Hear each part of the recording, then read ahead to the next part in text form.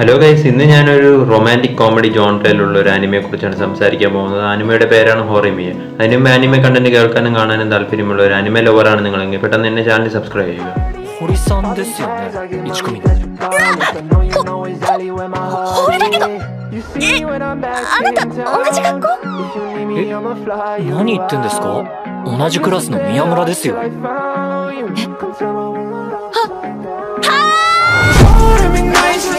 I'm making races on the horn, they don't like me.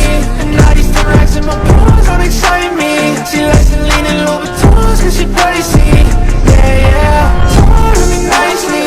I'm making races on the horn, they don't like me. And all these racks in my pores don't excite me. She likes to lean in Louboutins cause she pricey. Yeah, yeah. അപ്പോൾ ഹൊറമിയ എന്ന് പറഞ്ഞാൽ റൊമാൻറ്റിക്കും കോമഡിയും ഒരേപോലെ ഒത്തുചേർന്ന് പോകുന്ന ഒരു ആനിമയാണ്. ഈ anime രണ്ട് high school സ്റ്റുഡൻസിന്റെ ജീവിതത്തെ ചുറ്റിപ്പറ്റിയാണ് മുന്നോട്ട് പോകുന്നത്.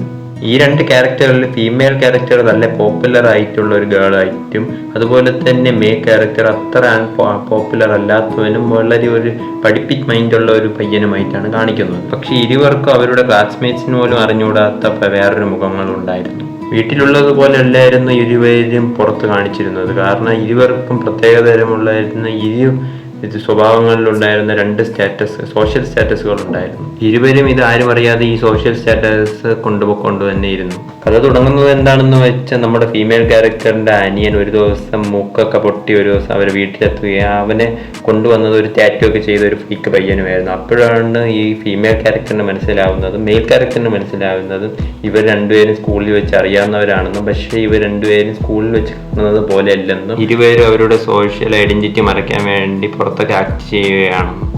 അങ്ങനെ ഇവരൊരു ധാരണയിലെത്തുകയാണ് ഇരുവരുടെയും റിയൽ ഐഡന്റിറ്റിയിൽ അവർ ആരടുത്തും പറയുകയില്ലെന്നും. അങ്ങനെ അവർ കാലക്രമേണ അടുത്തടുത്ത് വരികയും അങ്ങനെ ഒരു ലവ് ട്രയാങ്കിൾ അവിടെ രൂപപ്പെടുകയും ചെയ്യുകയാണ്. നിങ്ങൾ റൊമാൻറ്റിക് കോമഡി ആനിമയെ നോക്കി നടക്കുകയാണെങ്കിൽ തീർച്ചയായിട്ടും കണ്ടിരിക്കേണ്ട ഒരു ആനിമയാണ്. വീഡിയോ ഇഷ്ടപ്പെട്ടെന്ന് കരുതുന്നു. അതോടൊപ്പം തന്നെ ലൈക്ക്